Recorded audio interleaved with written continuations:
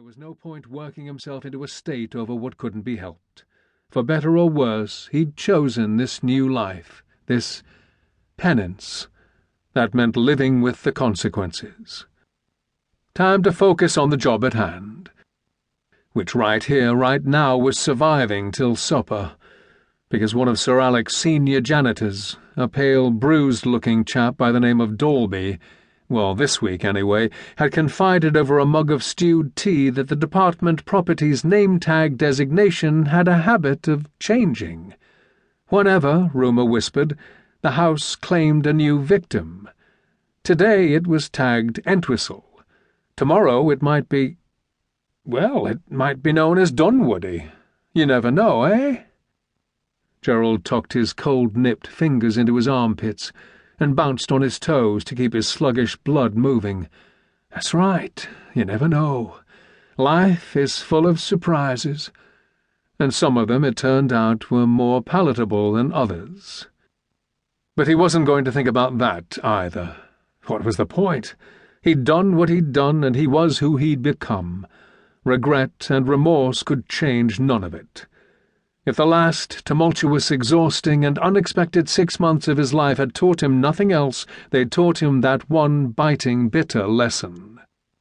Instead, he peered through the impassable, imposing wrought-iron gates before him, up the long, straight driveway to the house, trying to make out more than a few haphazard chimney-pots and a vague hint of higgledy-piggledy gables. No luck, but whether that was because he was blind in one eye, or because the autumnal mist was just too thick, or because the house was protected by some kind of deflection incant, he couldn't tell. Towering oak trees on either side of the gate stripped moisture like a leaking tap, plink, plink, plink on his hatless head and coated shoulders. The water trickled nastily between skin and shirt collar all the way down his spine to the waistband of his trousers. Beneath his feet, the gravel was muddy and rutted. Fading into the distance, the muffled clip-clop of hooves and the creak of wooden wheels as the cart that had deposited him here returned to the railway station. Otherwise, the surrounding countryside was quiet. Too quiet. Not a cock crow, not a bleating lamb, no dog barked, no milch cow lowed. He could hear his heart thudding sullenly against his ribs.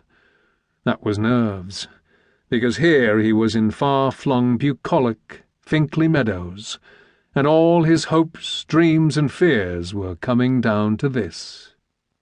Testing time. Tucked beneath his overcoat, in the pocket of his jacket, was a single-folded sheet of paper decorated with precise, spiky writing in plain black ink. "Time to pay the piper, Mr. Dunwoody. Finkley Meadows, the 8th at dawn. Someone will meet you on the platform. Sir Alec." A one-way railway token had accompanied the missive. He remembered thinking, so is the department merely being fiscally responsible, or should I take the hint and give up while I still can? But of course he'd accepted the invitation, the challenge. Reg would never forgive him if he tucked his tail between his legs and ran. So all right, I'm here, ready to be tested. Except the property's daunting front gates were hexed shut, and he couldn't pin down the incant. Slippery and insubstantial, like melting soap at the bottom of the bathtub, it teased the edges of his awareness, taunted his newfound, newly honed expertise. He tried till he sweated, but he couldn't lay a finger on it. The gates remained stubbornly, unbelievably closed. Damn! Blowing out a short, frustrated breath, he glared at them, and then at the stone wall they were hinged onto. Intimidatingly tall, patchworked with moss and choking ivy, he had no hope of climbing over it. Of course he could fly over the bloody thing if he dared risk a levitation incant on himself, but levitation incants, like the speed-em-up hex, like any kind of thaumaturgy which altered the properties of living tissue, were strictly off-limits. If he tried one and something went wrong, being caught breaking the law would be the least of his worries. Being buried in something no bigger than an egg cup was a far more likely outcome. So, scratch that.